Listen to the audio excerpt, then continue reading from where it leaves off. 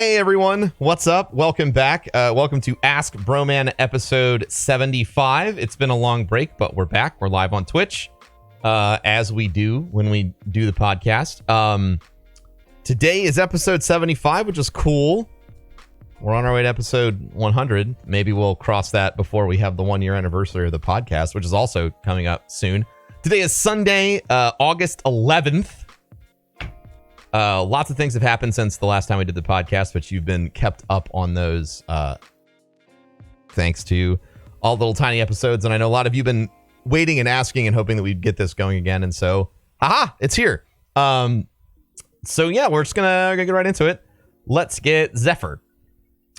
Hi, Zephyr. Also, it's not Sunday, it's Saturday. Yep, I know it's Saturday. What's up, man? What's up? Not much. I'm doing wonderful. How can I help you? What can I do for you? Well, first off, I wanted to quickly say congrats on all your success and everything you do on Twitch and everything. You've Thanks. accomplished a lot of stuff, so just wanted to congratulate you on that. That's nice. I wanted to ask you, I don't know if this question's been asked already, so it might It probably has, but it doesn't matter. I'll answer the same question 100 different times. It doesn't matter. Don't worry about that. Okay. Yeah. If you watch anime, what is some of your favorite animes? I don't watch anime anymore. You don't watch animes? Nope. What about you? I watch quite a few. I'm actually a quite avid fan, but some of my favorite series would be like One Piece, Hunter x Hunter. Another popular one would be I would say, I know the typical answer would be like Naruto or Bleach, but I think I don't know. I haven't watched any anime since fucking Dragon Ball Z. Yeah, it's actually kind of funny because that's like the very typical, like the most popular, and that's like the one anime I haven't seen. It's because like, well, you gotta watch it. It's like the gateway anime, but I just never grew up with it, so I just never came across it. That makes sense. I understand that. But maybe this is a better question then, since you weren't able to answer that one.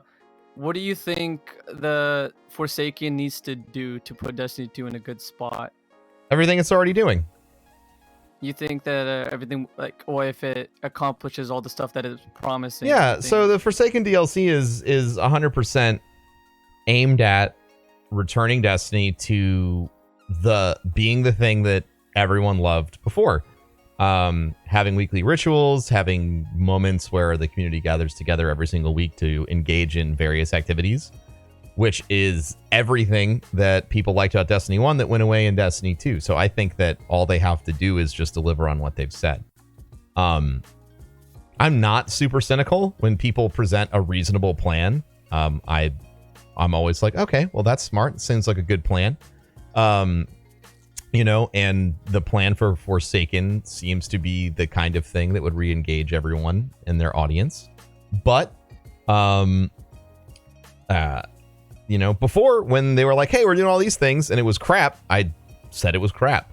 So I'm really looking forward to it because it seems like they're actually going to be addressing the things that people want to hear. Yeah, it seems like they're going back to some of the year one stuff. Like I believe, if I remember, I was watching Dado's video, and he was talking about how it's going back from these the tokens that we collect to like more material hunting and stuff like that. Like that'll be the resource that we use to upgrade our whatever guns or armor, whatever we use. Yeah. I don't know if you heard about that, if that's correct or not. No, yeah. I mean, are you talking about like using planetary? You're talking about using planetary resources for infusion. Yeah. Yeah, they said that pretty explicitly in their weekly update. Oh, okay. I hadn't checked that one out.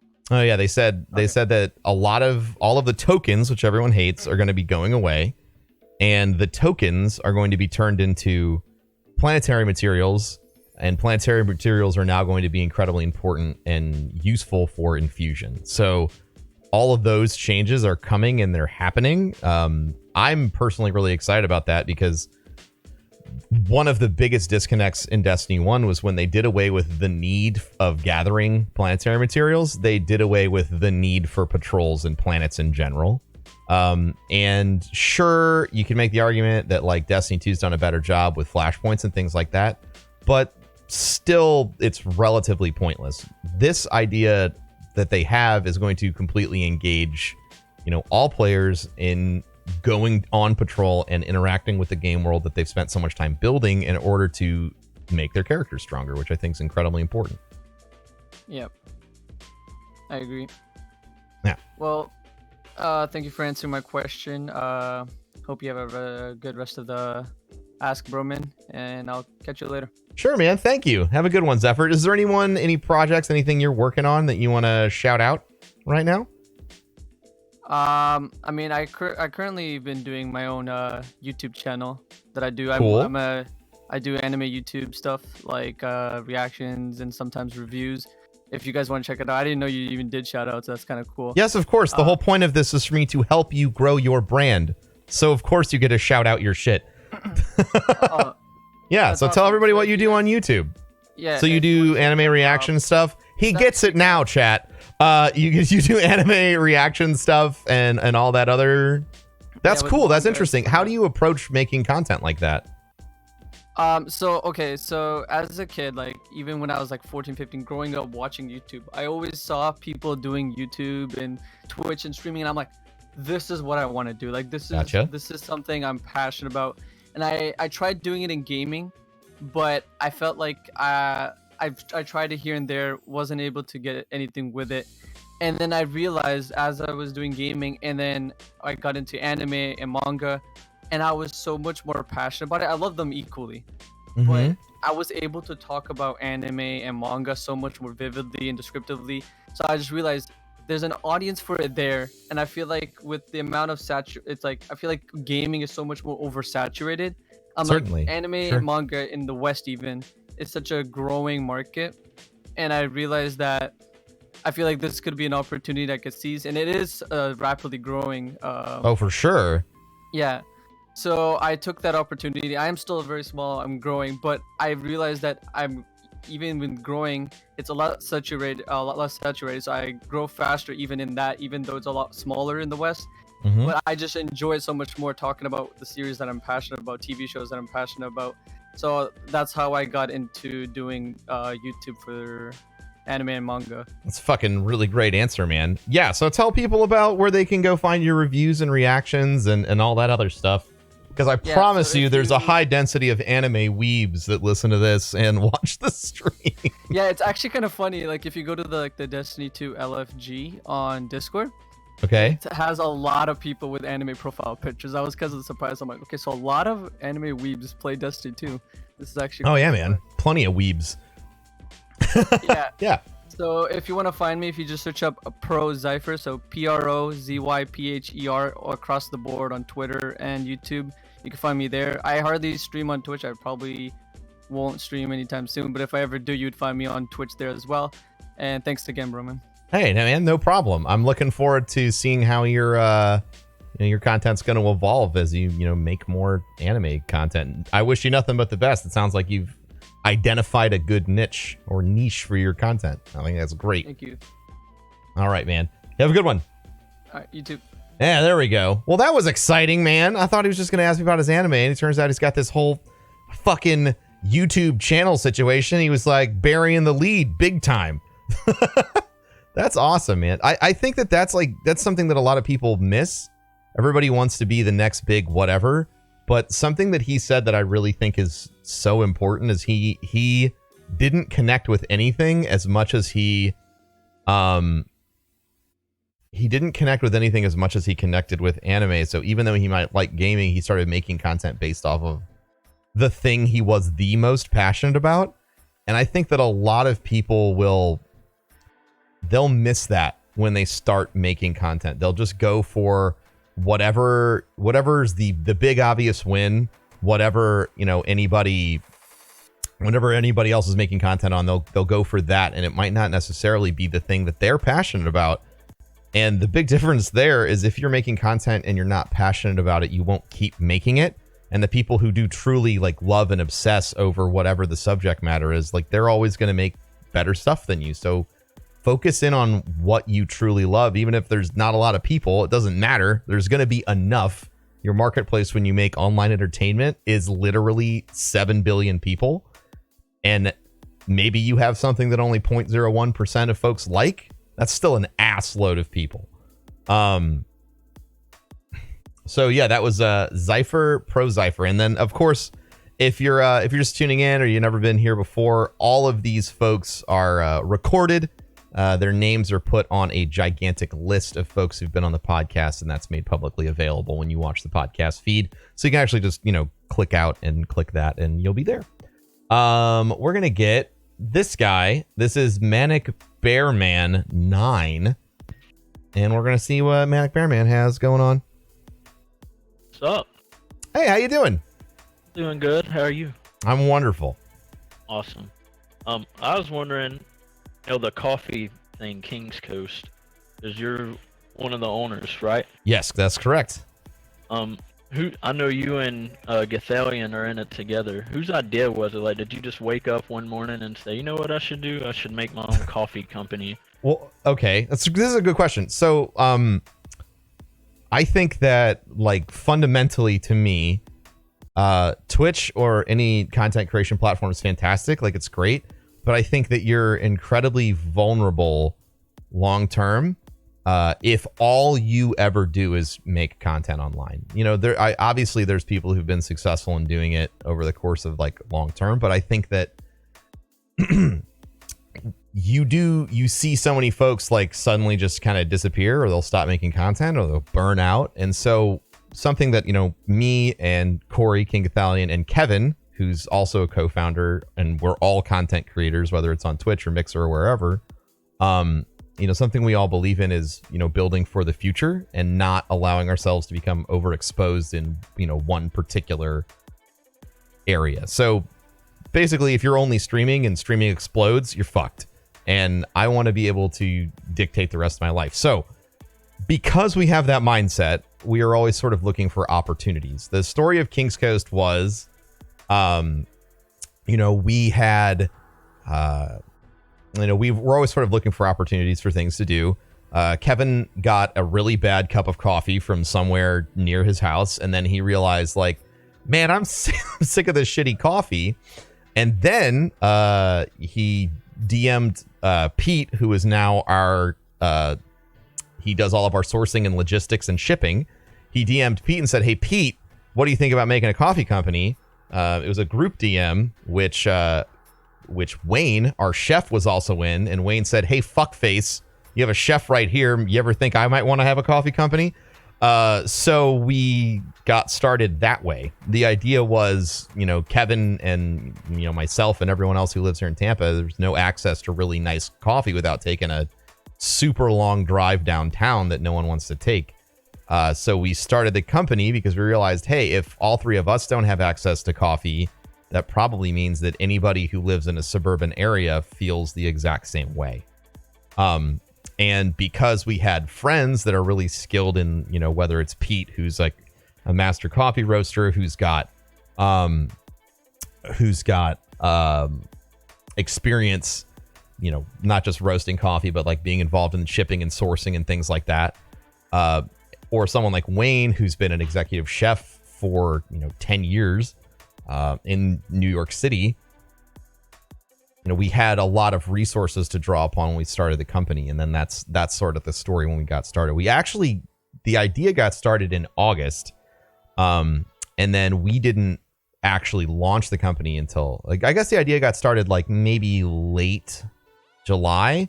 And then by September, we were already up and running and selling stuff. So that's sort of the story behind King's Coast. That's cool. Yeah, I got your coffee. I drink it every morning. That's freaking awesome, man. I had to be honest with you. That was our goal, right? Like most people, like most of us don't live in a downtown area where there's like a fresh coffee roaster to enjoy. Yeah. We all live in, either the suburbs or you just live in a part of the city where access to nice coffee is not there. But, we designed our entire supply chain so that if you live in the US, when you order coffee and it gets shipped to you, it's less than 3 days old, which from roasting, which is to the coffeeist of coffee snobs is the ideal window. And most people have never had coffee that fresh. And when you have it, like to me, I never really liked coffee, even though I worked at Starbucks for a long time. I was like, it's all right. The first time I had fresh coffee that was roasted like 2 or 3 days before, I was like, oh, this is why people like coffee. Because it actually tastes good. Yeah. It's way different than like you go to Starbucks and get a cup and pay like $10 for a cup of coffee. Yeah. And I used to drink Folgers, but you get like a massive tub of Folgers. Good old and then you Folgers, man. compare it to King's Coast. King's Coast is up there, like way above everything else. I've never had anything like it. I really appreciate that, man. Thank you so much. Yeah, man. Is there anything else I can do for you other than, satiating that curiosity? Anything I can help you with? Oh, that was the only question I could come up with. All right, man. Well, thank you so much for watching and enjoying our stuff. And, you can always hit me up if you ever need anything. Yeah, man. Appreciate it. Have a good one. You too, man. Bye. Bye. What an awesome dude. We're going to get Big Squirmy. What's up, Big Squirmy? How you doing? Hey, bro, man. How's it going, man? It's going really good. Super man, good. Just having a good Saturday, man. Yeah, it is Saturday. I thought it was Sunday, but it's not. Yeah, I took off yesterday, so I was kind of enjoying the weekend a little bit. Good stuff. But yeah, man, I go to Tampa a good bit for work, so I'm always actually I was there last time whenever Guardian Con was going on, so I thought I was gonna be able to catch it, but I ended up having to leave a day early. So Oh, that sucks. Yeah, but maybe next year. Maybe next year. Yeah, of course. Well, what can I do for you, man? Yeah, well, I just kind of wanted to get your take on, I guess, Facebook. Okay. As far as solo history, I started probably streaming like around March. Yeah, around March. March. Okay. Started on Twitch and then moved to Mixer. And then on Mixer, I just wasn't getting any traction at all. Like Sure. Less than what I was getting on Twitch, only because I find that it's right now really geared towards console. So when people come in and they see you on PC, and so then they'd be like, Yeah, there's a "Oh, bit you know, there's a bit of bias that that as a platform, Mixer needs to work on breaking. I know that's like part of their big like that's a big push for them, as Mixer's not just for Xbox, but it's hard when Microsoft owns the company.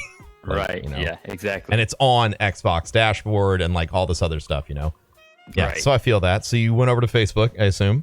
So I went to Facebook. I've been on Facebook maybe about a month, I guess. And I had already, I mean, the growth has been good. I've already gotten to their level up program and got the stars enabled, and Oh wow, that's fucking kick-ass, dude. Congratulations. 1080p and all that good stuff. Yeah, that's awesome.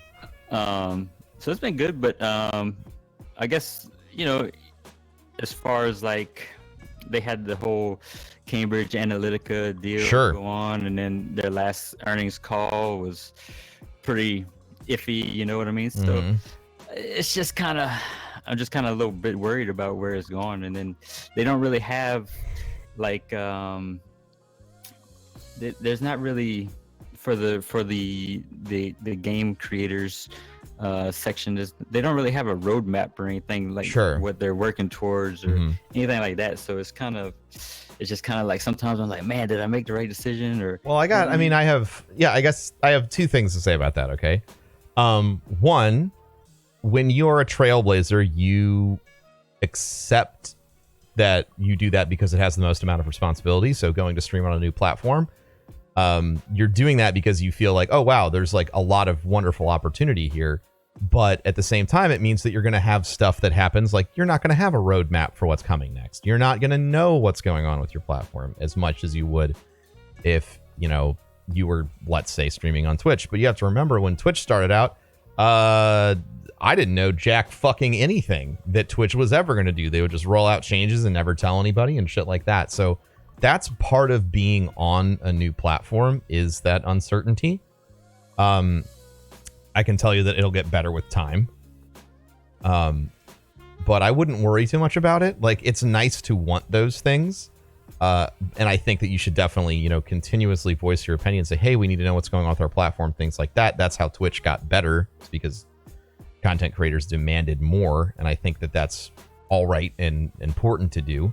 But I also think, so those are my thoughts on that, is that like when you're starting new territory, it's always going to be rough. It's never going to be like a nice clean transition, because if it was easy, everyone would do it. As far as Cambridge Analytica and delete Facebook and all that other stuff affecting you as a content creator, I hate to say this, but it's a study in human nature. I remember when everybody was going to boycott Uber. Do you remember that?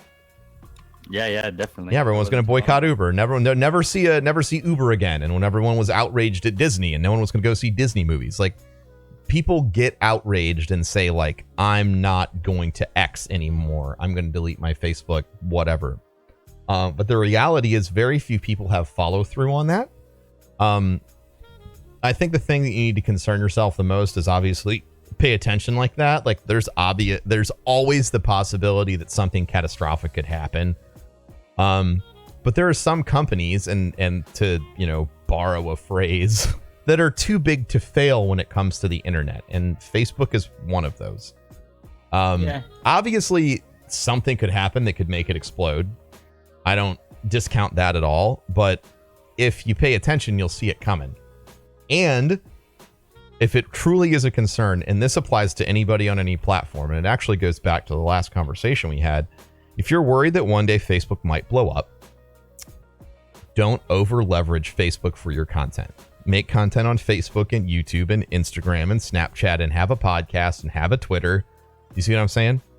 Right, yeah. And that's kind of what I started doing. I just recently started posting clips to Instagram, and I've been posting to Twitter, and I have a YouTube, but I haven't started posting anything there yet. So that's something I need to work towards. And I just with time management, I get it's a lot to do everything. I'm by no means is doing everything that I just listed easy. But the way that I look at it is, if there's something in my life that's generating fear, right? So in this example, it would be like, what if everyone leaves Facebook? Instead of allowing that to paralyze my content creation on Facebook, I would keep making my content on Facebook, but I use that fear as a motivator to make sure, even though I'm tired and exhausted and I want to go to bed, that I put out that 2 to 3 pieces of content on other platforms so that I'm not vulnerable. Does that make sense? Right. Yeah, and that's kind of what I've been doing. I guess I wouldn't say fear would be the Well, for a lot of people, it is fear. Right, yeah. It might not necessarily be in your case, 100%. Yeah, I mean, and that's kind of what. And then, I mean, I've kind of just been doing things on my own as far as, since Facebook doesn't really have anything that, as far as like, how setting up the streams and the notifications and all that, I kind of just had to figure all that out myself. And you can use custom CSS and stuff like that to make it show up the way you want on OBS and all. So I've kind of been doing that, and been kind of messing around with, which I guess that was kind of going to be one of my next questions. As far as like, I've been messing around a little bit with some different software, trying to figure out a good way to. I mean, I know Mixer has like their whole interactive stuff, which, so I'm kind of working in that direction, but I'm trying to bring it to where, like right now, just for instance, I got it set up to where when I receive a notification, okay, somebody shared my stream, it'll run through and it'll activate a relay, and on my desk the relay a little LED on the relay. Okay. Relay will light up. So, but I want to I'm trying to figure out ways to integrate that into the stream more. You know what I mean? Maybe like put some big light behind me or something like that, and then like, hey, Yeah. So like, what's your goal with that? Like, what's your goal with that system that you're designing? Well, I'm not really sure. I guess I'm just kind of tinkering around with it right now. But I guess, if once I get it all solid and everything, I just want to integrate it in. But as far as like I don't know if I should, because right now I use a green screen, so I don't know if I should just keep on with the green screen or if I should not do the green screen and then have like different stuff around me that can be, you know what I mean? Yeah, well, I mean, like it's whatever you want. I can't tell you that there is something that is best because there isn't. Green screen, no green screen, cool background, lame background, fat, skinny, like it doesn't matter. Like doesn't matter what you look like, who you are, what's behind you. Everybody puts so much emphasis on that stuff, but what matters is the content you are making. And all the rest of that stuff will fall into place. Like I used a green screen for 4 years. I don't use a green screen anymore. Because I felt like it was time for a change. And I did it for me. Ultimately, you will start to understand how to do that juggling act between like making great content and making sure that you're also taking care of yourself at the same time. It's just about remaining authentic to the goals that you have. Yeah, and that definitely makes sense. I mean, I've started going in certain directions sometimes, and then I'm just like, no, that's not that's not who I am. I don't want to do that. So then I'll kind of back away from that. But yeah, that totally makes sense. And yeah, man, I appreciate all the advice and No problem, man. How are things over on Facebook, like on the streaming side? Like I don't get to interact with a lot of people. When did you start on Facebook? I'm going to ask you a bunch of questions now. Because I feel like there's a lot to learn from each other here. Yeah, I've learned a good bit since I started. I started at the end of July, so the end of June. So a little over 1 month I've been on there. Gotcha. And just because of the way I had been working lately, just recently I kind of started trying to stream on a more consistent schedule. Like I've been doing like Monday, Wednesday, Fridays at certain times, and then on the weekends whenever I can. And so like I said, within the first 2 weeks, I had met all the requirements to get into the Level Up program. So do you find that you have to play one thing or another in order to get discovered on Facebook right now? So I definitely find that I've played a few different games. I mean, they've all been pretty much battle royales, but I mean, I've played Fortnite, PUBG, Islands of Nine, Call of Duty. So it's very similar to Twitch in that if you're playing a BR, you're probably gonna, people are gonna have an easier time finding you. Yeah. Okay. I have some people that I know that they play other stuff and they, didn't have as fast as growth. So yeah, it's kind of gone hand in hand with the BR stuff. But I did notice I streamed Call of Duty twice, I think, since the beta opened, and gotcha. It didn't do as well as the BRs. Mm-hmm. Like I want to say that the best stream I had was probably Islands of Nine. That was probably the most viewers. But now that game's almost dead, it looks like. So yeah, I mean that's the churn of the video game industry, like people pick stuff up, fall in love with it, and then move on incredibly fast. Okay. I think the one thing that Facebook needs to work on is how Twitch has the different categories, and they still don't have that set up yet on Facebook to where there's specific categories and all the games aren't there, so it's kind of hard for people to like. And then it's kind of weird because like I had seen someone, I was kind of browsing through on my phone and I seen someone and I was like, oh man, let me check this out. So I tried to pull it up on the PC on the browser, and I couldn't find it at all. Like looking at it right here on the little browse section on my phone, and it's there and it's not there on the desktop version. So I had to end up just typing in the guy's page to get to it, so it definitely has some little quirks to it that needs to get sorted out, but I mean, for the most part, I like where it's at right now. That's awesome, man. Well, thank you so much for the insight there and confirming some biases I had about how things are working over on Facebook right now. Do you want to let everybody know where they can find you, and then I'll grab the next person? All right, yeah, man, appreciate it. Yeah, I'm on Facebook, so just FB twitch.gg/bigsquirmy, and all Like the the other name. socials. Yeah. All the other socials are at Big Squirmy. So Twitch. Awesome, brother. Well, thank you Twitter, so much. and, Instagram. Yeah, man, appreciate it. I'll try to catch GuardianCon next year for sure. Hopefully you can get out here and make it happen. You have a great one, dude. You too, man. Take it easy. All right. Let's grab well, before we do that, that's exciting. It's good insight, right? Like if you're thinking about starting streaming and you're thinking about like where do I go? What do I do? Where am I going to find the most amount of opportunities? I think it's something that's been of note. Especially if, with my friends who stream on Mixer, or they stream on Facebook, is that, those platforms are even more, I guess, like driven by market trends because they're so much smaller. There's not, people aren't going on those platforms specifically. Like they're going to check out the games that they're used to watching or the games that they play every day. And so when you play games that everyone's playing, like whether it's Fortnite or PUBG, and even Mixer has like systems in place. Even though Facebook has systems in place, or Mixer has systems in place to like, promote people who are playing those games as well. So it's really interesting. I always appreciate getting insight from people who just recently got started, to see how stuff's running. So it's always good. All right, we're going to grab this guy, Link Sen.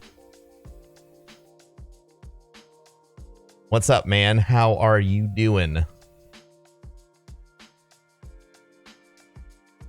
All right, so Link Sen's muted, which is a problem that we run into often on the podcast. So if you're listening and you don't know how to fix it, what you need to do is you need to check your audio devices. Go ahead and make sure that you're using the right microphone and make sure you have the right audio input and output, and then we can keep going. Hi, Link Sen. He's ran away again. Hello again. Maybe. Yeah, so Linksen is running away very often, so we'll grab someone else and then we'll get Linksen. What's up, Trix?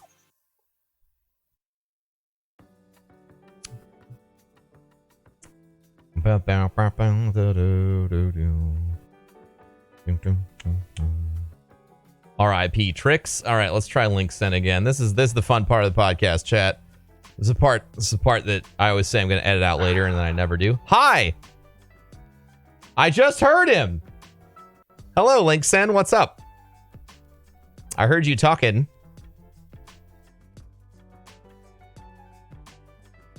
Or sighing, I guess. If you can listen to me through the stream and then answer me here, that works too. Oh dear, chat. The joys of live audio. All right, let's try this guy. This is Lord Keyblade. Oh, hello. Hey, man. What's up? Nothing much. Just I'm mute the stream. Sure. Oh. So I have two questions. First one, do you have any tips for people trying to lose weight? I'm trying to lose weight, and Okay. yeah. Do you have any tips? About losing weight? Well, Personal experience. personal experience. I mean, the best thing I ever did when I was trying to lose weight, which I've put back on now since, I just spent way too much time working and not enough time taking care of myself.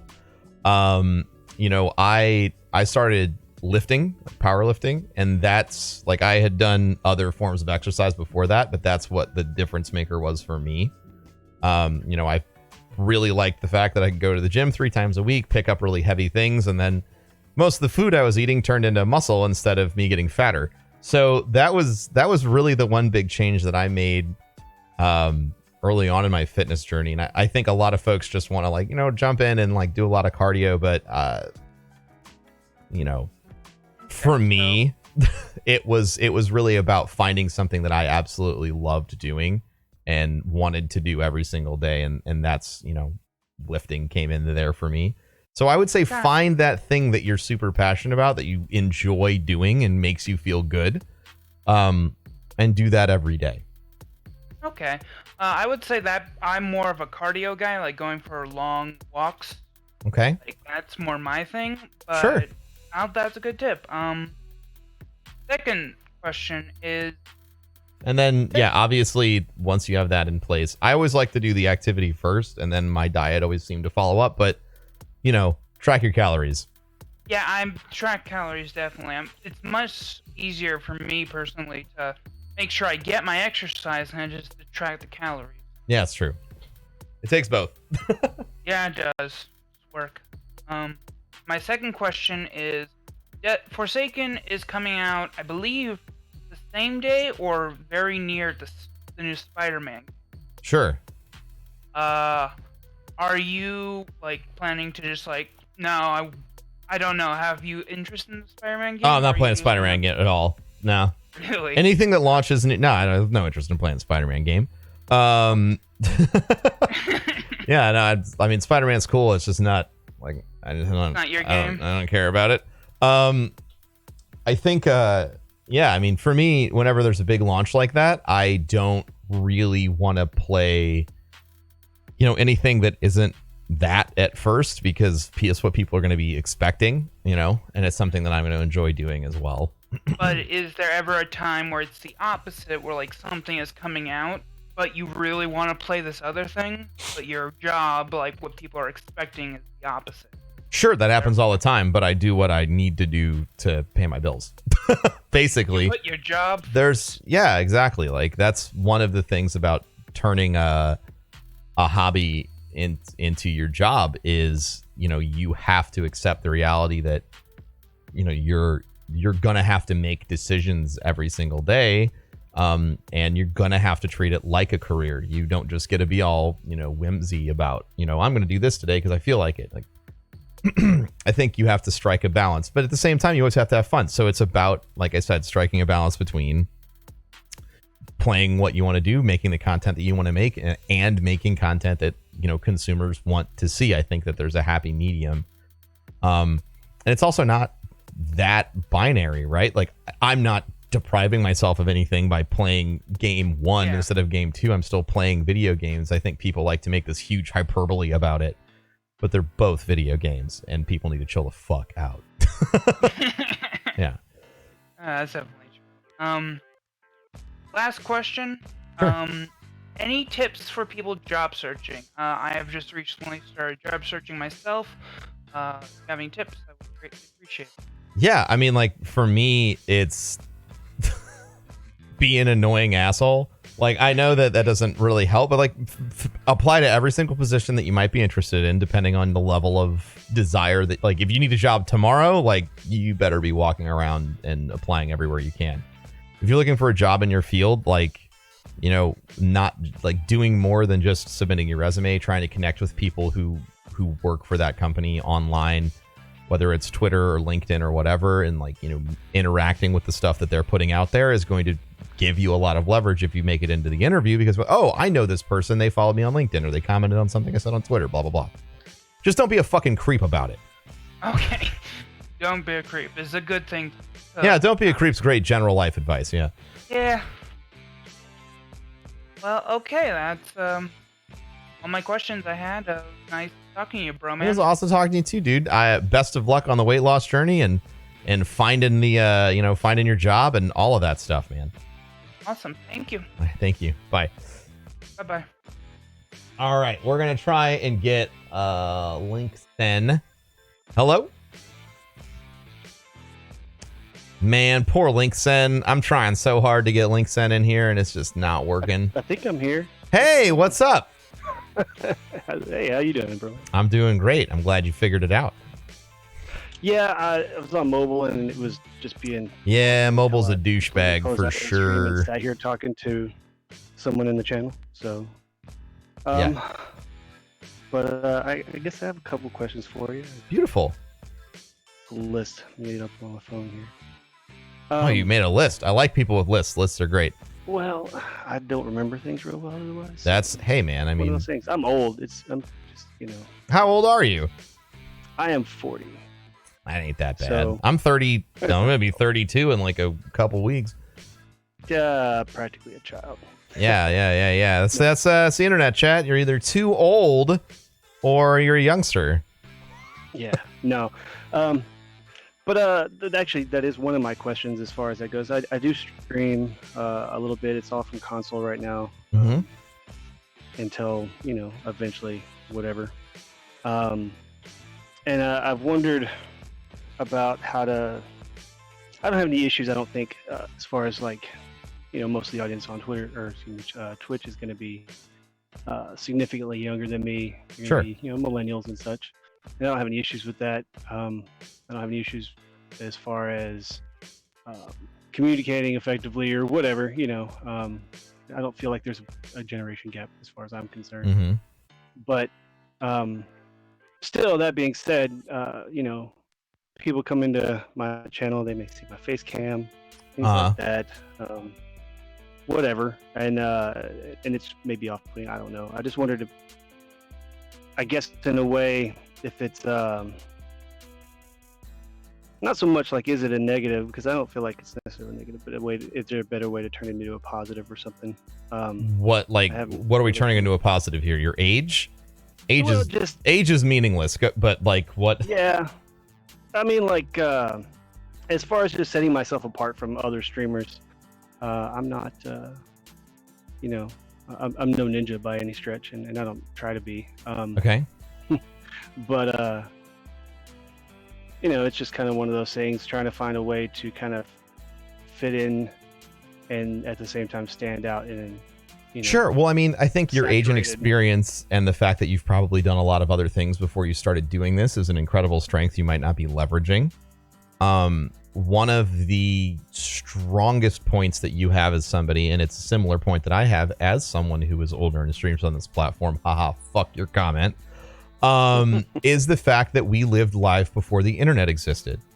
The fact that we've probably had jobs that didn't have anything to do with Twitch. These are experiences in our lives that we can use and talk about to relate with people that, someone who's been making content their entire life, whether it's on YouTube or wherever, they might have an incredible wealth of experience when it comes to this, but, as a career.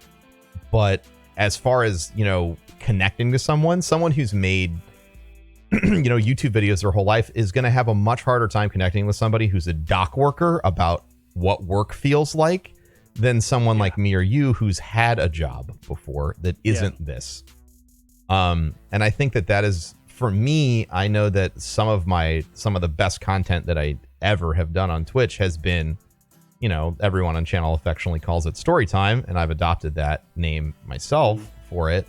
But people like that because it displays the part of who I am that was before this, the part that isn't internet me. It's who I am. Yeah. And I think that is an incredible strength that is worth, it's worth finding those parts of your life that you can, that you can connect with and you can use to connect with other people.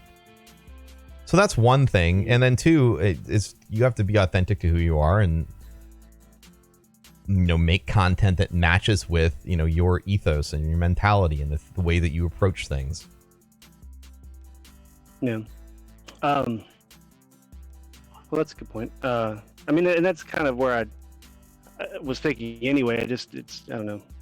I've even tried to do, of course, I don't get a whole lot of viewers to speak of, but, try to have like a stream title, like, ask an old guy a question or no, that's great, like that. Man. I mean, like leveraging the fact that you're old is leveraging the fact that you're old to this audience or to the audience of gamers is interesting. But you also need to realize, like, the average gamer is our age. Yeah. Like, that's one thing I've kind of picked up on more as I've gotten older and been, because early on, as an adult gamer, it was not.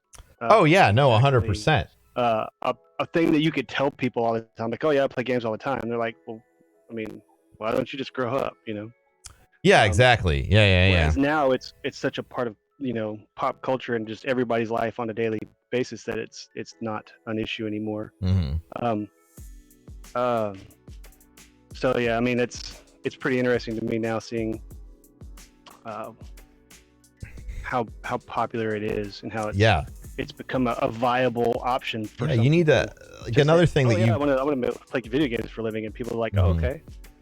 Yeah, I think another thing you need to work on, and it's something I needed to work on, is overcoming that internal bias, like that negative internal voice that tells you all the things that people have told you your whole life about the thing that you enjoy. Because you're right, it is different now. It is fun and popular, you know, and people have a positive reception of it.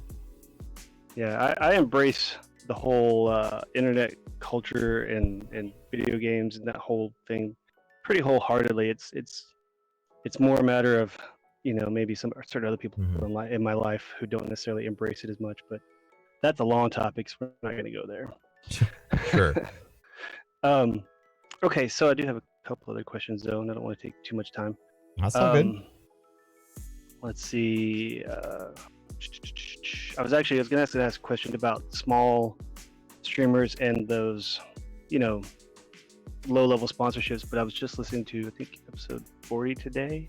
Okay. And it came up and pretty much said what I thought anyway. Well, the support is what is it, like hashtag support like, smaller. Hey, you have to buy all this much stuff to get this. I'm like, no. Are we talking about? Oh, okay. Okay. Could you? Sorry. No. What exactly is your question about that? Well, I was just saying I was going to ask about that, and then I, you know, like I said, it was answered really today for me, even though it was a different episode. Let's see. Oh, okay. Question about Restream.io and things. Now, granted, I actually made affiliate fairly quickly once I started streaming somewhat consistently. Gotcha. So it's kind of a non-issue right now, but that's a question in itself. But Restream.io, does that work from console streaming, or is that a no, you have to be able to put in a stream key. Okay, that's what I thought. Which again kind of answers the other question, but as far as the affiliate thing goes, you know, and trying to stand out in a saturated market, you know, granted, obviously I could leave Twitch. Would that entail to try and, you know, leave that affiliate program? Would I have to Nah, man, you just do whatever you want. Or just say, hey, I don't want to do this anymore. Yeah, it's not, I mean, like, it's a legally binding contract, but I mean, like, if you want to do everything, you just email them and be like, hey, all right, well, I want out of this contract. Okay, bye. And that's usually all you have to do. Pretty easy. Yeah. Yeah. And obviously, you know, you might not be able to stream on Facebook with console, but you can definitely stream on. Well, that's actually one issue too, is with PlayStation streaming right now, the only options it gives you are Twitch or YouTube. Right. And, yeah. I wouldn't be surprised if a Mixer app was coming to PlayStation sometime soon, if I were you. Well, that would be interesting. I actually just made a Mixer account recently. Although that's just kind of like with my old Microsoft account. It's not, you know, branded or whatever. Same things. Which is another issue. One of my other questions. Name changing and things like that. Link_Sen has been my PlayStation gamer tag ever since I got a network adaptable PlayStation. Gotcha. For whatever reason, it just came out and that's what happened. And so I just kind of went with that. But when I went to Twitch, Twitch and Twitter actually, it was taken. Sure. I find really unusual, but that's fine. So I ended up going with 2 underscores, which doesn't matter. You can't see anything you're about to ask me about your username does not matter. Well, yeah, I mean, but I thought about it at the same time too, just doing other things, and I guess that sort of thing. Once you're affiliated, it doesn't make any difference. It's just you just kind of tell people and change the details, and I guess that's how that would work. Just kind of let everybody know what you're doing ahead of time. Yeah, I mean, yeah, it's there's no way to get a message out to absolutely everybody in your entire community.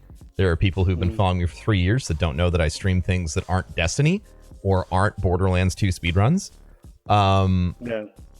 You know, it's just you have to put your best effort forward and then go from there. Okay. I think this is the last question as far as my little list here. Okay. I'm sure I could come up with more, but I'm not going to. So one of the things that I've noticed in my time streaming and in listening to the podcast is getting an engaged and active viewership is a tricky thing. Having people show up and watch and lurking is fine. but at the same time, it's not what I'm here for. I mean, I can play video games and talk to myself in my room that I'm playing in here, and it doesn't matter. But if I'd like to have somebody to talk back to. Sure. And one of the ways that I was thinking about that I kind of wanted to run by you, I guess, is would it be a good idea to have, and I guess this kind of would be sort of like having a mod that would do this essentially, but somebody who's there in your chat that sort of tries to break the ice when people come into the stream or into the channel and whatever. And this is a precarious conversation. So like, you need to make it your responsibility to drive conversations. Right. Having a bot or a mod or whatever to call people out when they interact with chat is awesome. I'm sorry. No, it's not awesome. It's terrible. People want to be able to come and watch without feeling like they're being exposed.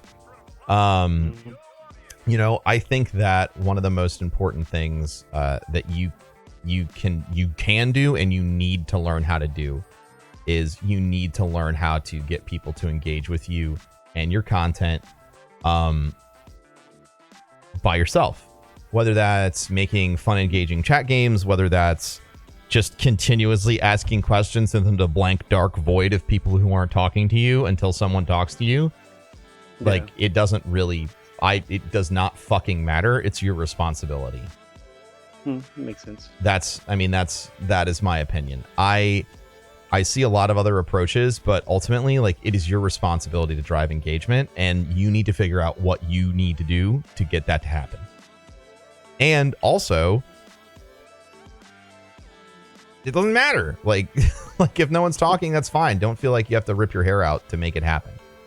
No, yeah. I mean, I'm still going to do what I'm going to do, but it just is, that's kind of the point. Yeah, you have to, you like if you want to do streaming as a job, your job is to entertain people. And if people aren't talking and you are worried about it, it is your responsibility to figure out how to get them to talk. And there's best practices. Like, my general best practice for everybody ever who's ever asked ever on this podcast about how do I talk to people when there's no one talking is this. Make a list of the 10 things that you love talking about. Write it down and keep it next to you. Talk about thing 1 and then thing 2 and go through the entire list. Talk about thing 1 until you're blue in the face and then thing 2 until you're blue in the face, and go all the way down the list until you hit 10 and then go back to 1 and do it again. It is like, these are the parts of the job that aren't fun. Anyone can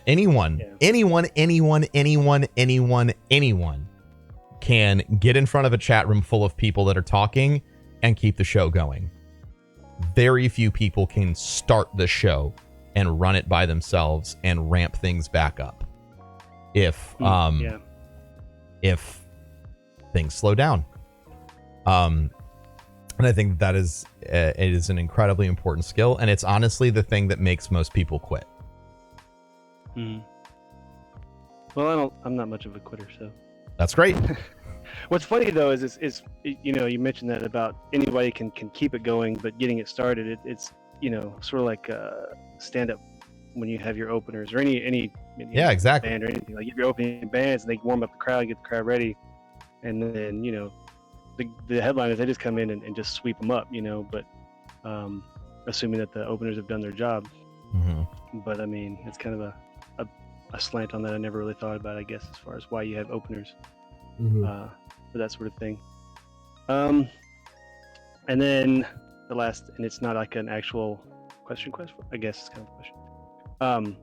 One thing I was curious about is, and I don't know if it's something you could do on the fly like that, and I'm not listening to the stream, so it's a little different, but I was wondering if at some point you could do for just a stream, whatever, kind of an on-off comparison of your voice with and without like compression and things like that. I mean, I don't need to do that. You need to learn how to do audio.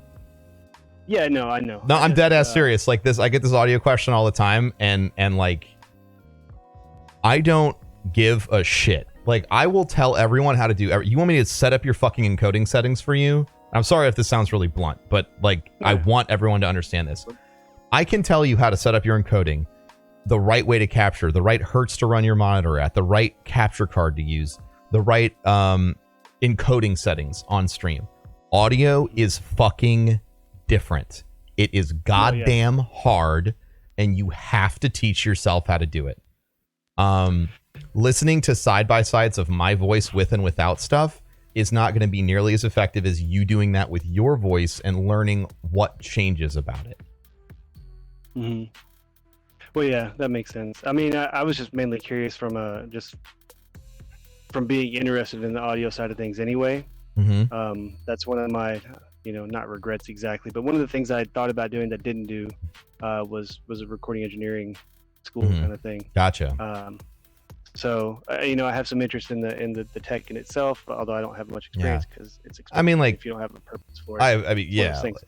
Well, also, and if you were interested in getting, like, it's impossible for me to turn all that stuff off and still get my sound into the computer. Oh, but yeah. Yeah. Well, that's what I said. I didn't know if it was something you could do on the fly, or if it's like like you could say, okay, well, here's your compression, and it's got a, kind of an on-off sort of thing. No, the second I turn off my compressor, there's no more phantom power going to my microphone. I can't. That's true though. Yours is not. You have XLR. You have XLR. Too, yeah. So that's different. That's really the only thing, and it was mainly just out of curiosity and yeah. Whatnot. I don't guess I have any other questions for you right now. I appreciate. Well, yeah, man. Well, why don't you tell everybody where they can find you? See, that's what you should say. Well, on Twitch and Twitter, it's at LinkSen with 2 underscores. So LINK__SEN. Mm-hmm. I think it's link.sen on Instagram. That was just something because it's just a username I use, and so it is what it is. Facebook is just my personal name. I don't have a stream Facebook or anything yet. That's kind of one of those things on the list. But mainly, Twitch and Twitter, I'm on there a lot. Gotcha. 2 underscores. Awesome, man. Cool. 2 underscores, guys. It's link 2_sen, SEN. Make sure you get both those underscores. All right, man. Well, you have a fantastic day.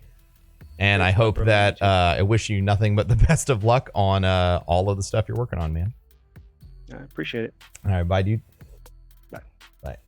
I will emphasize this again, chat. Audio is hard. You need to teach yourself how to do audio. And I mean, there's a lot of takeaways from that conversation we just had, including and especially if you are if you're somebody who isn't of the traditional age one would expect to make content, it is actually not, in my mind, it's not a weakness. It is probably your biggest strength. And the second you learn how to embrace that, like it will unlock so much for you. It'll give you all the perspective to catch what you've been missing in the content that you're making,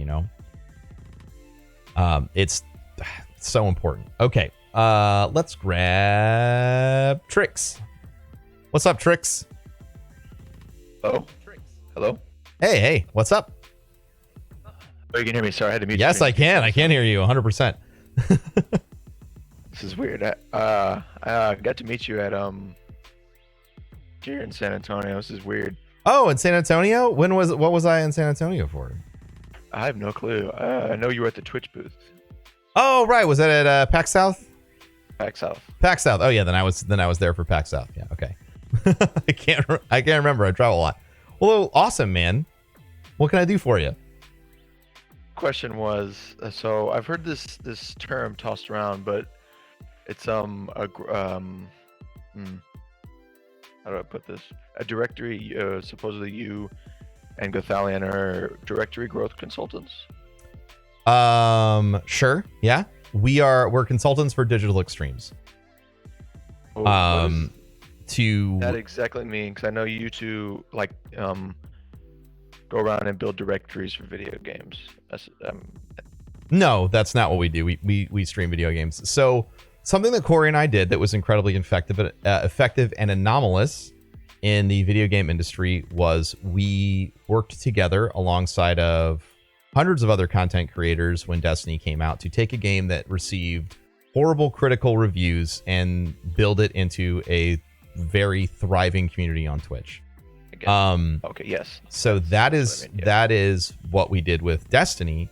And so there are other people in the gaming industry that are very interested in how we did that and want to see if it's something that is repeatable.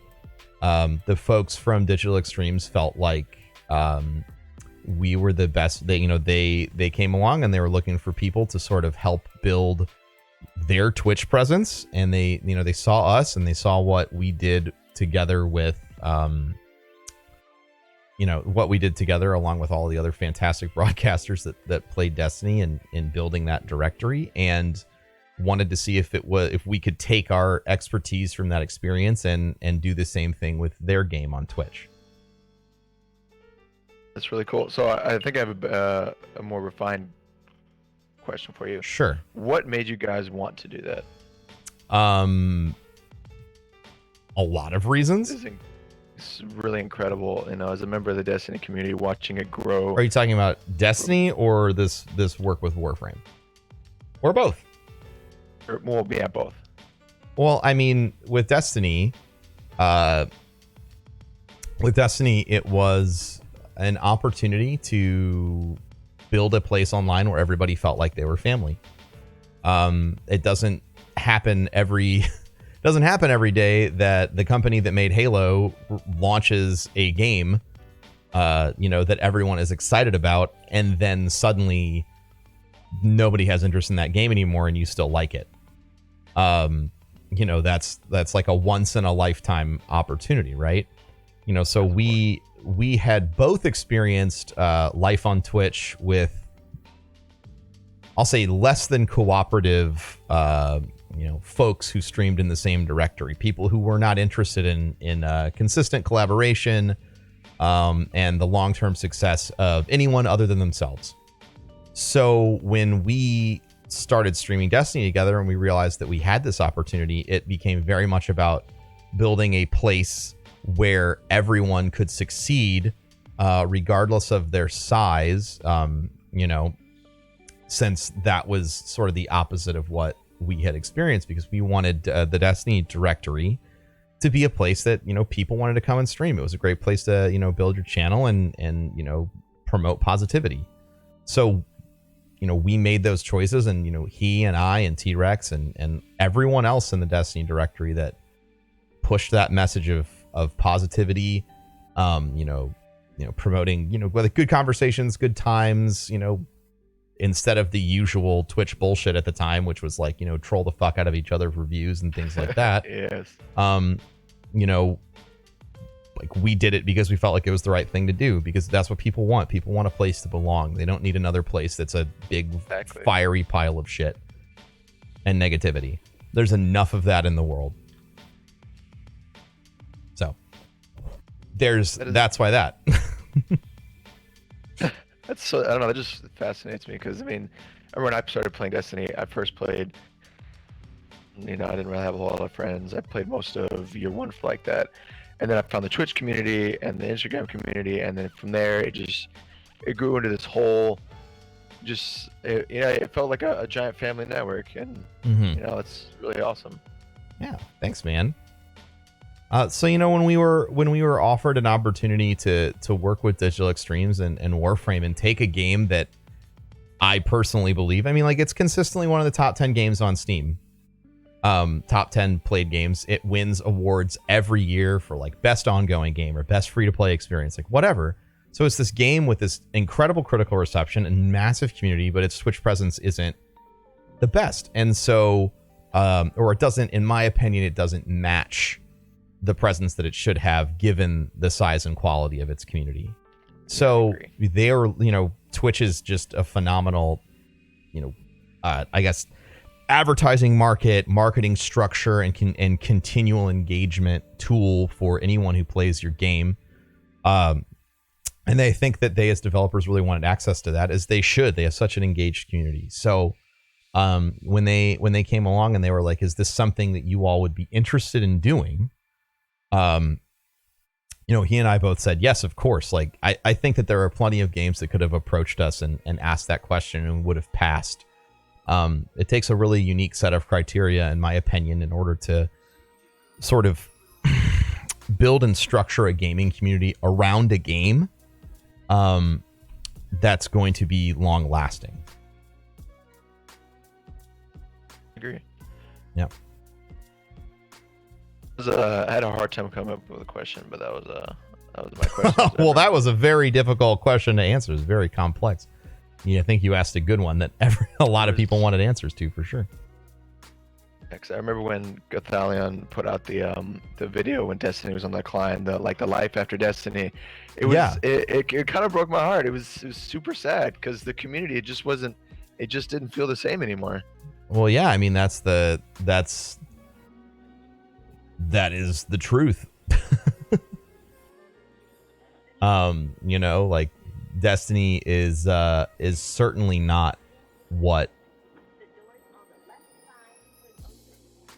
it used to be, and I think that the content creators that managed to, you know, sort of weather that storm and do, in my opinion, the right thing, which is taking the community that you have and enjoying other styles of content with them while you either wait for Destiny to come back or you completely move on because there's other games that showcase your talents better or are just fundamentally going to pay you more money, like games like Fortnite.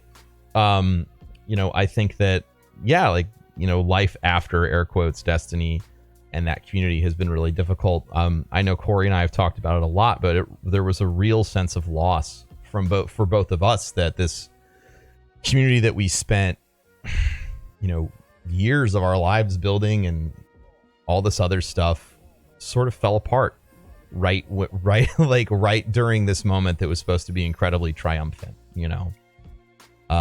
But thankfully things are back on track. In a real, I mean, I have a lot of hope again, you know, for Forsaken. Just like with Taken King, it righted the ship during Destiny 1. So yeah. Thank you, Roman. That's all I have to ask. Awesome, man. Well, you don't have anything you work on or you're working on or you want to shout out or any of that stuff?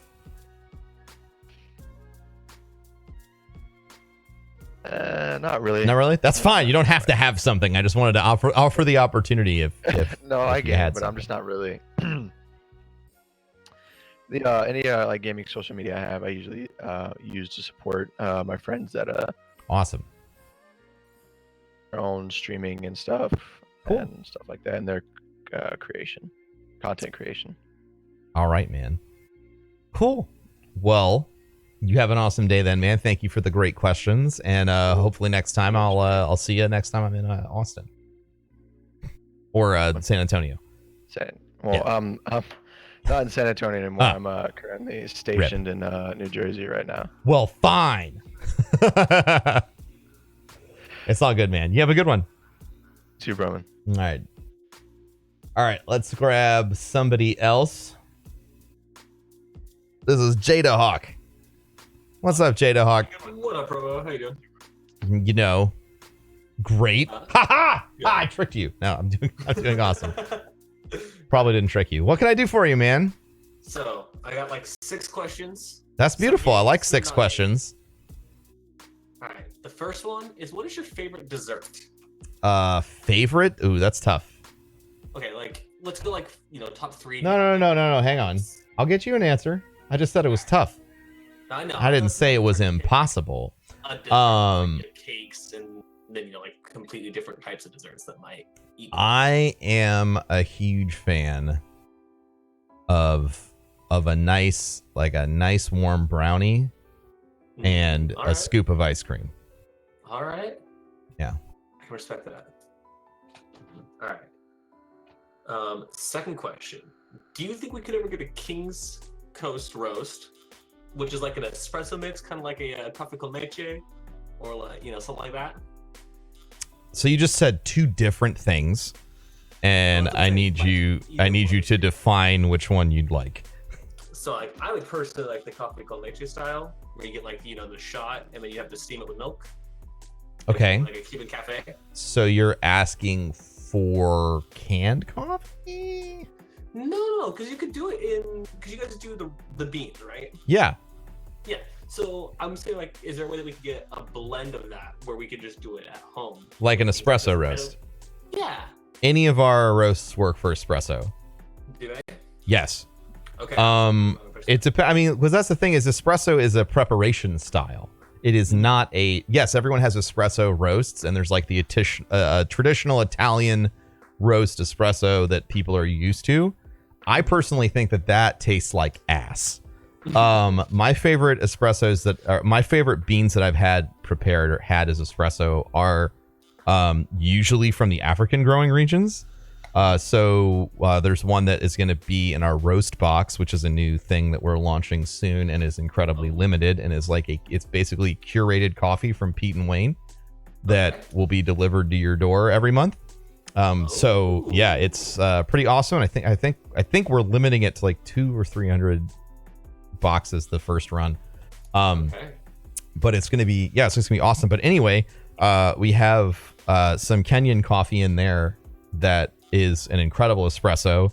The single origin that we just launched, Kaldi Reserve, is the best espresso, the best out of all of our blends. It is my personal favorite prepared as espresso. If you're looking for a traditional espresso experience, I would recommend the Bayman's blend. The Bayman's blend. Yeah. If you're looking for like that traditional Cuban coffee feel, but like honestly, if you've had like Cuban coffee in Cuba or like, you know, I live in Florida. Yeah, from Florida. Well, I mean like from restaurant, like a Cuban restaurant or something like that, they're probably getting their beans from, you know, like South American regions or Central American regions. So you might also want to try any of the roasts that we have that have a lot of like Colombian or Mexican coffee in them. All right, we'll do. Aha. Education. So here's something of my favorite question that I have for you. Okay.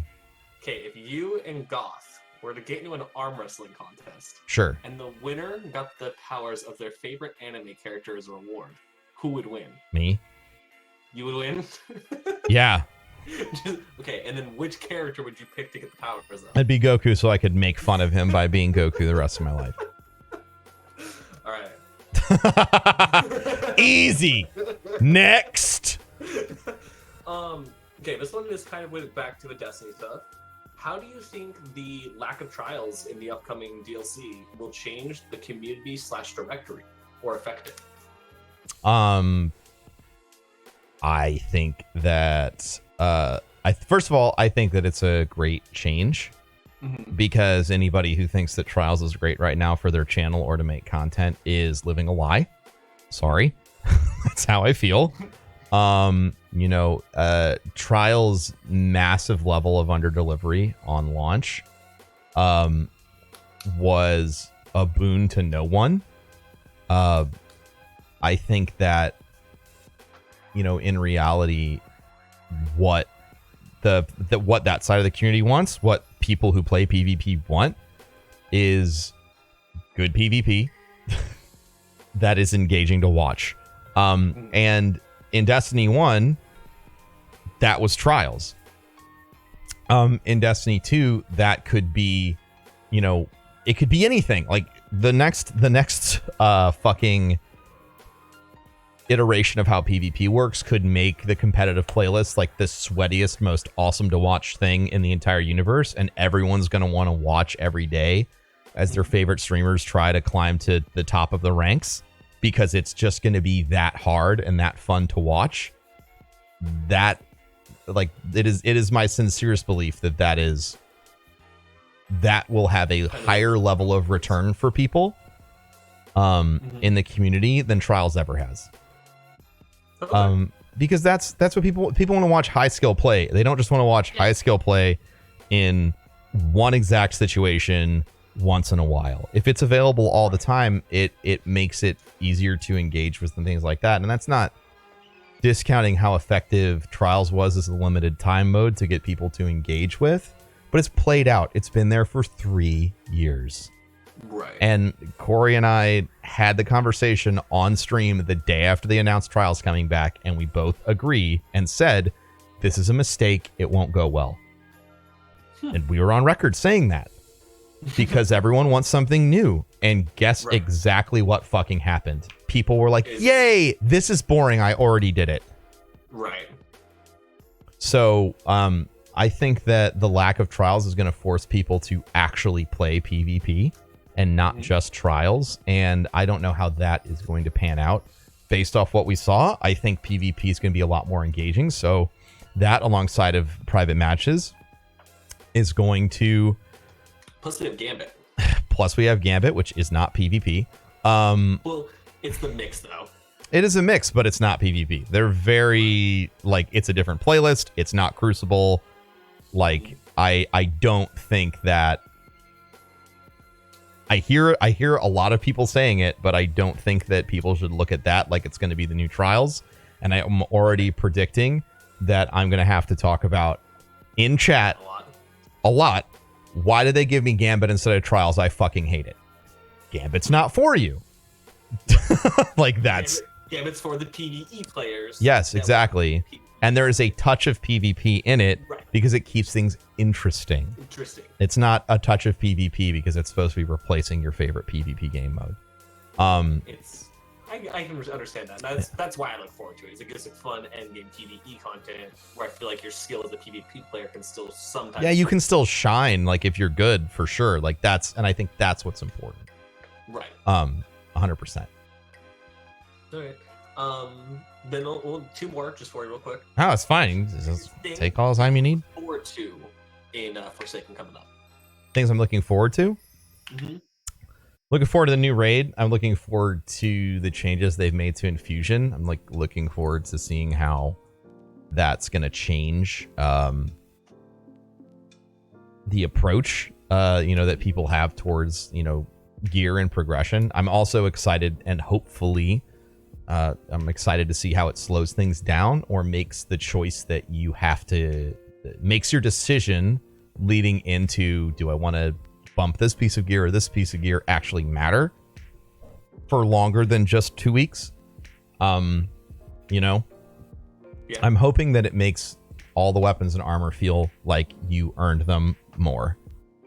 Okay, so kind of like almost, back to the year one VOG. When it's like, oh yeah, absolutely. When you 29. Yeah, well, not Forever 29, but like if you had somebody with a completely finished Vault of Glass gear set, you knew that they ran Vault a lot because they had to have enough Ascendant shards and energy to finish that.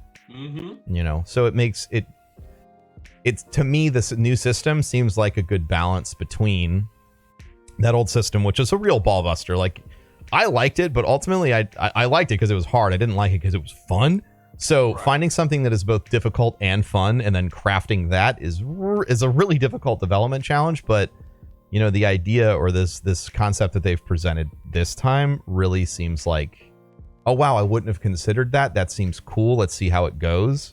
And that's usually a good sign. Fair enough. Yeah. Alrighty, and then let's ask that one. What were your thoughts on the Dreaming City? I didn't see it on Twitter or anything like that, so I may have just missed it. I was wondering what you thought of the reveal that we got for that bit. For what? The Dreaming City. Oh shit, dude. Well, I have my reaction videos on YouTube. And that's more of a, you should check out my YouTube if you're listening to this podcast and you haven't yet. It's linked below. But no, like I'm really excited. I feel like they showed off enough to give scope and not so much that everybody knows what the hell it is. And that's the thing, right? That's what they didn't like about other raids. It was like, you showed so much. And this time they basically just showed you that the Dreaming City is fucking giant. There's way more there than you should possibly expect. And like, for me, when they showed off all the Dreaming City stuff, I was like, how many different, like, for lack of a better word, like biomes and like different tile sets did they fucking put in this thing? It's wild. We're so used to like one palette for everything, and the Dreaming City looked like this insane, like lush growing psychotic world. I'm really excited about it. All right. Yeah. Well, what about you, man? What do you got going on? Me, I've been I'm working full time, so I kind of set aside the stuff that I was doing on Twitch because while I would love to make it a career, I'm going to school because in the long run, that's for me. Yeah, I gotcha. Yeah, but other than that, I'm actually helping Bife with a lot of his stuff as much as I can now on the behind the scenes stuff. Cool. So yeah, he's one of my good friends. I was just over in the UK with him for like a week or so and had the time of my life. Oh, that's awesome. Yeah. Good old Bife. Yeah, good old Biff. If he's listening to this podcast, I just want to give a shout out from the left for Bife. Okay. Awesome. He'll know what it means. He will. I certainly don't. Exactly. But yeah, that's about it for me. So thanks for having me around, man. All right. Thank you very much, dude. You have a great day. You too.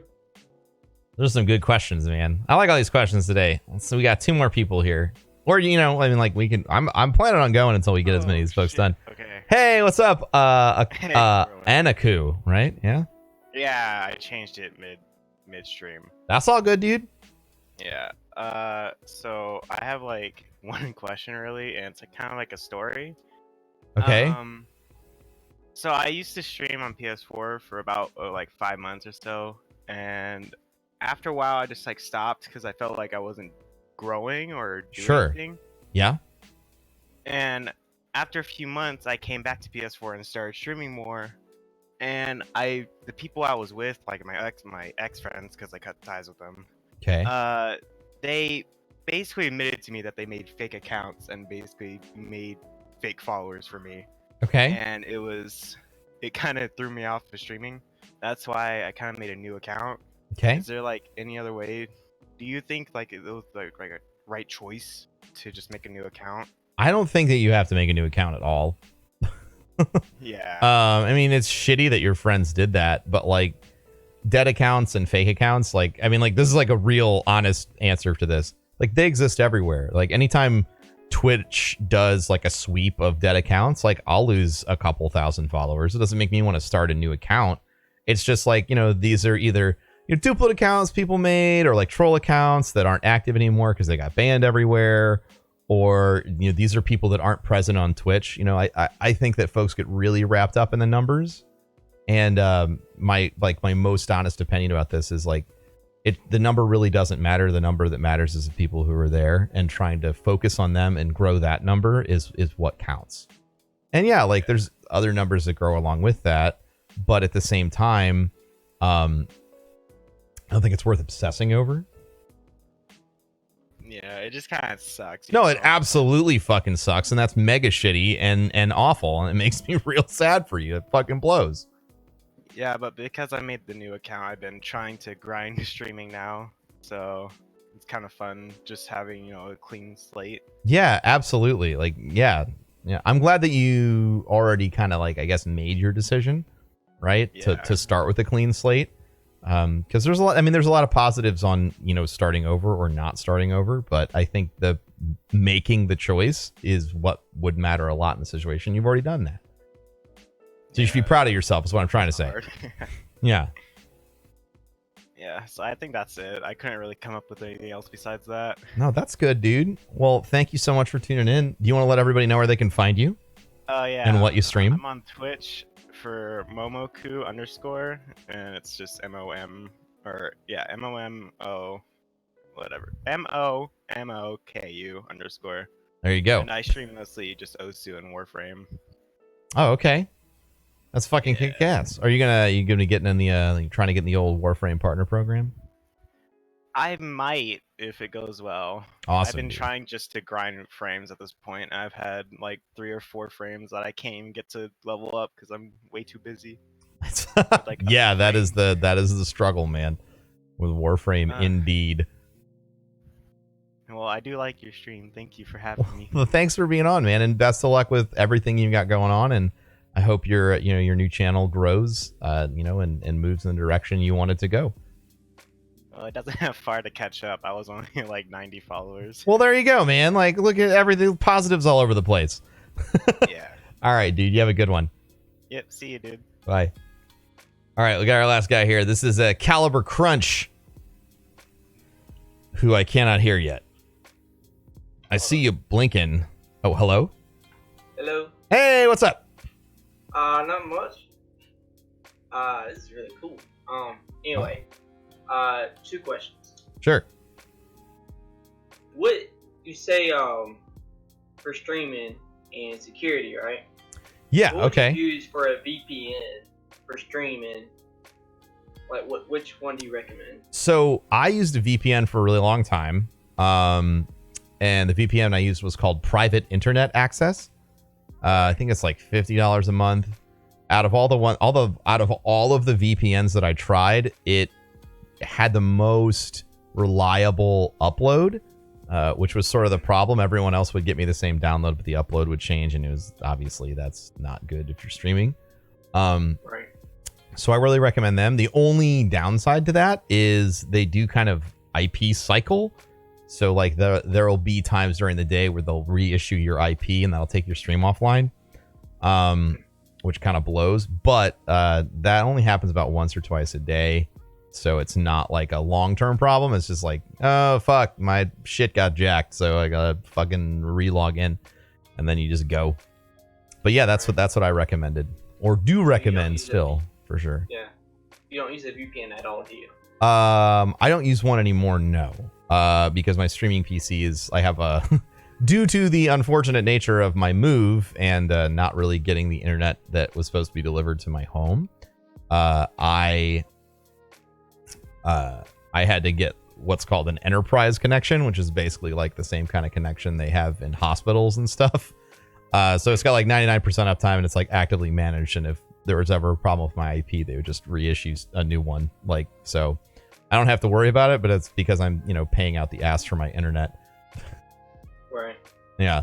I would not recommend the solution that I have as a solution for anyone else. It's so unfucking believably expensive, but it was like the only thing that worked and actually got my, stream up and running again. Right. I wasn't sure because I told my parents about the whole streaming pros on it, but also the cons. My dad and my mom were like, yeah, you're not streaming, not while you're here in high school. And that's fair.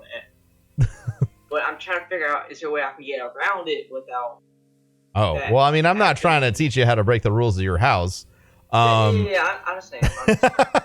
But what I will say is like, okay, so if your parents don't want you streaming, but you still want to make content, there's a lot of other ways to go about doing that. Primarily, and I really can't recommend this enough. You can make YouTube videos, you can make Instagram like if you can't sit down and make YouTube content or Instagram content, it takes like less than a minute. To make a gaming video for Instagram or to just post your thoughts of the day of like, hey, I just watched E3 and this is the number 1 thing I'm excited about. And then the next day you can be like, this is the number 2 thing I'm excited about. And it's so easy to sort of build a stable of different ways to make content. So if you can't do thing 1, it doesn't necessarily mean you can't do thing 2 or 3. Right. I started streaming before I told my dad about it. Gotcha. Yeah. Just start from there. I want to get into the streaming. Mm-hmm. And I've heard your stories about you worked your ass off doing part-time and then doing streaming part-time and then you grew from there. Yeah. And you have always been a gamer since. Yeah, since a little guy. Yeah. So I just wanted to see. I don't know. I'm struggling. No, it's all right, man. I think that another thing is like time and place, man. If it's not something you can do until you move out, then make moving out a really high priority. This is something that I encounter with a lot of people, whether it's about streaming or other stuff, is they're like, I don't have X right now and I can't do it, but I want to do it right now, but I can't. And so instead of sort of just constantly getting stuck in that like mental lock of saying like, I want this, but I can't have it, I think that the thing that you can do is you can start building out the parts of your life so that you can like, okay, I can't do it this year, so that means I need to make a plan so I can do it next year. Right. Working towards a goal instead of just giving up. Right. All right. Okay. Second question. Yeah. What coffee would you recommend for like a beginner? Not like a beginner, but I've always drinking grocery store coffee. Sure. My parents make their coffee. Like it smells good, but it's like it's not bad or good. It's just coffee. I think from King's Coast the best one that we have to sort of get started if you're used to, you know, just in the general, you know, I like coffee sort of situation. Yeah. No, I mean, like if it's King's Coast or anyone, I think that just starting to get used to, or like for me, I think that, you know, freshly roasted coffee from anywhere, whether it's from us or anyone else, will really sort of like set off the things that you know that you do or don't like, right? Like find a local coffee shop, head down there and, you know, try whatever their special for the day is. And you'll be like, oh, like my biggest recommendation is to go somewhere. And if they're like, we have these 2 different blends available today, is try both. You'll learn so much from like sampling 2 different varieties of coffee from 2 different growing regions that like you'll start to get it. That was like a big unlock for me. Right. Yeah. Yeah. Cool. That's pretty much it as far as I can come up with. All right. Awesome, man.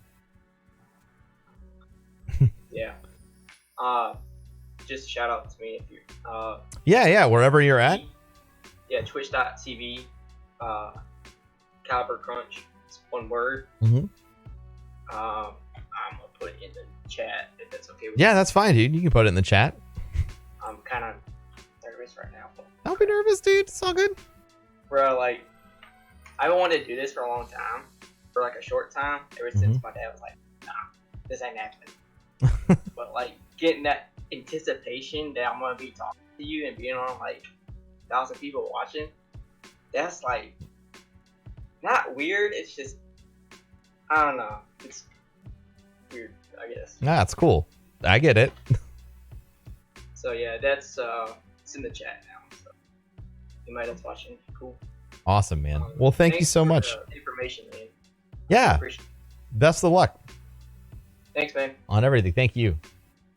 All right. That's going to wrap up episode 75 of Ask Bro Man.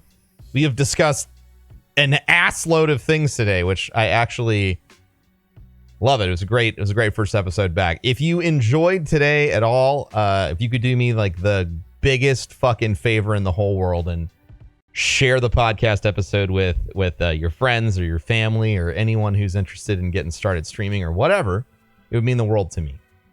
Thank you so much for watching, for listening, and I will talk to you next time.